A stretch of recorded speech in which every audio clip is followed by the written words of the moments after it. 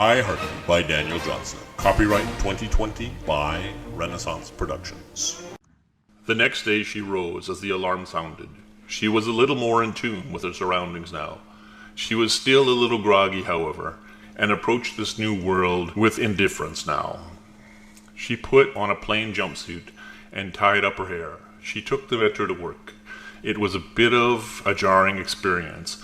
Most of the time she wore a portable VR device and hooked it into a seascape. She had been doing this for years, and she had the whole coping with reality thing down now. At work, she went directly to her workstation and began checking her messages.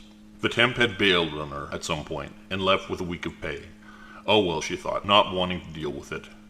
The temp did leave much of the information she needed to wrap up the reports. She could finish this and submit it today.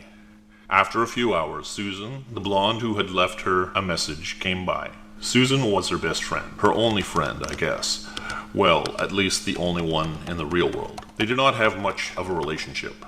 All they had in common was work. Susan had a good heart, however, and Beth had helped her out of a jam a few times. Today she looked concerned as she walked into Beth's cubicle. Beth's cubicle was a large room, with many other cubicles, but most were empty. Beth did a lot of the work, and much of the rest was automated. "Where you been, girl?" She asked. Beth looked at her with a blank stare.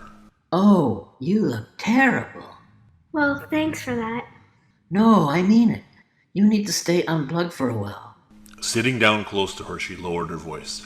"I mean, you know, go to the beach or something. Beth continued to stare at her blankly. Get out. Go and climb or something. I know. I'm going to Ebenezer's tonight. Come with me." Thanks, Sue, but I have to finish this report. "Come on, Beth. I'm worried about you. You need to get out.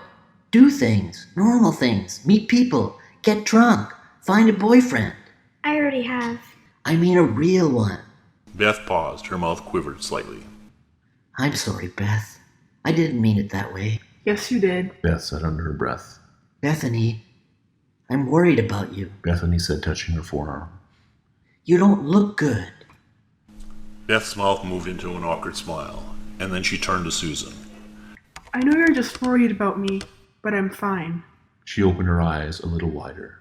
No, really. Susan looked at her skeptically. I will take your advice. It's good advice. She sat back in her chair. I'll go to the beach and go out shopping or something like that. "No, you won't. I know you, Beth." Beth turned her eyes to the computer and began speaking in an impassive voice. Well, that's your choice. You can believe whatever you like. "Don't do that to me. Don't turn me out. She pleaded, trying to pull Beth's eyes away from the screen. I just want you to be happy, to have real friends, to get a boyfriend, to get drunk, to get laid." Bethany turns around abruptly. I do have a boyfriend. Susan looked at her with compassion. I mean a real one. Beth continues to stare at her, and her eyes begin to water. He is real to me, and he's gentle and noble. Beth, that's just the virtual world. It's designed to create a fantasy that adapts to your desires. Who knows what the real person looks like?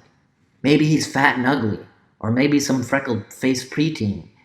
Maybe it isn't even a guy at all. Maybe some dyke, or someone messing with your mind. You just don't know online. I know, there are protocols to prevent that type of thing, but there are always ways around them. My ex-boyfriend... I don't care. I don't care. They were both quiet for a few moments, then followed up with a few minutes of awkward small talk. Then Susan left. Beth finished up her report and headed back home.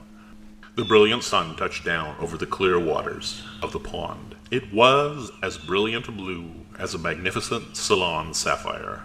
The gentle breeze of the temperature midday rippled the pond waters. It twinkled faintly, reflected white sparks of light off its surface.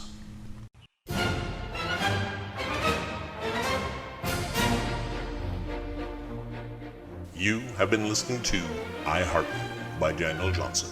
Copyright 2020 by Renaissance Productions.